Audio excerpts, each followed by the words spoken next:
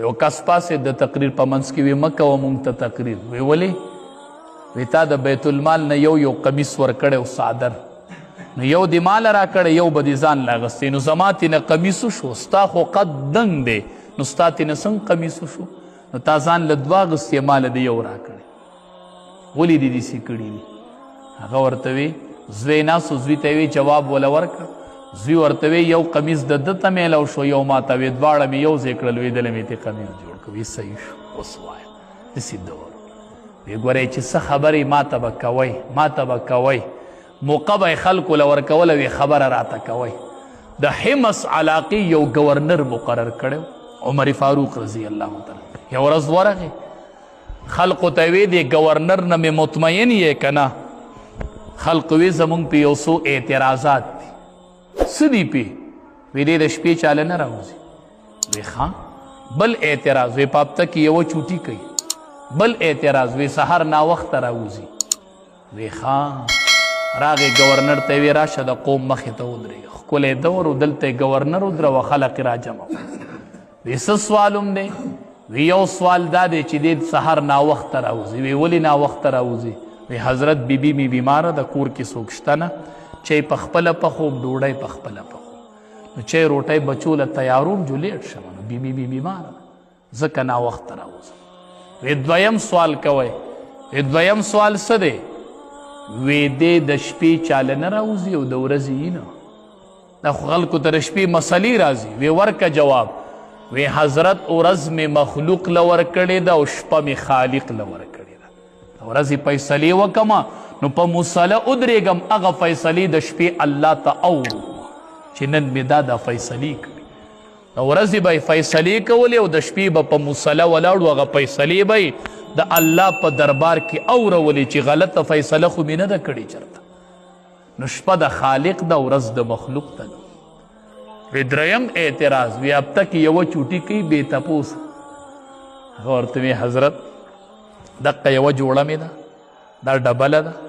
نو بله جوړه مې شته نه نو دا ووینځمه په هفته کې یوه ورځ خوله پې جمع شوي نو بیا را سره بله کپړه نه وي نو ځان نه مې څادر کور تو کړی بار ته راوتی نه شم د عورت د پټولو را سره څه نه نو دا جوړه غرمو ته پرته یې زه کور ناست یم نو دا یوه ورځ چوټي په دې کېږي چې بیا را سره بله جوړه دی دا د حمص د علاقې گورنرو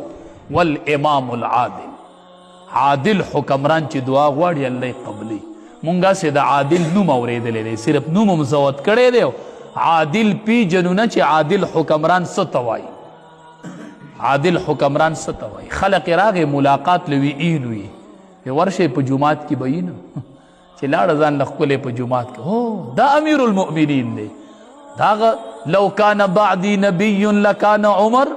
دا هغه دی وی آو ته سره خو څه نشته دی بس هغه ورته وی انصاف چې دی دا د بنده قلا ده انصاف قایم که بن آبادې مه جوړوه دا ستا قلا ده بس دا به د حفاظت کوي انصاف ستا قلا ده خلق به ورسره داسې میلو شو وبه یې لیدو امیر المؤمنین د شپې راوتلی دی د قوم حالت معلوموي قوم حالت معلوموي بچي ولیدل ډیر په تکلیف حالت کې دي تکلیف په حالت کې دي مور ته جاړي سمدستي لاړ د بیت المال نه هغې له سامان راوړو سامان یې وردنده که سامان بچو ته پروت دی بچي ناست یو دی ورله هغه غلام یې وی داسې د اوتر په حالت کې بار ناسو سامان یې دنده ولېږه بچو له او داسې لکه اوتر بار ناسو ما وی زونه وی چې نه صبر وکړه چې کور کې هغې ماشومانو له هغه سامان پوخ شو که نه هغې وخوړو لبې شروع کړې د ماشومانو وخندل وی ما ته وی چې راځه چې وځو ما چې ولې ما ته وی چې ما دا ماشومان په جړه لیدلي وو نو ما که قیامت کې الله عمر ادرې ورته وی چې عمره رضی الله تعالی عنه دې ماشومانو ستا په دور خلافت کې جړلي وو ما له د هغې اوښکو جواب پکار دی زه د هغې اوښکو تپوس کومه زه به وایم چې یا الله عمر د هغې پورې په هغه ځای ناسو چې څو دې ماشومانو خندلي نه وو الله د جړه جواب په خندا واله زه هله پاسېدلی یم چې ما د دې ماشومانو خندا لیدلې ما د دې ماشومانو خندا لیدلې نن سبا تاسو د غریب د حالت وګورئ دا تکلیف وګورئ الله اکبر چغې ووهلې چغې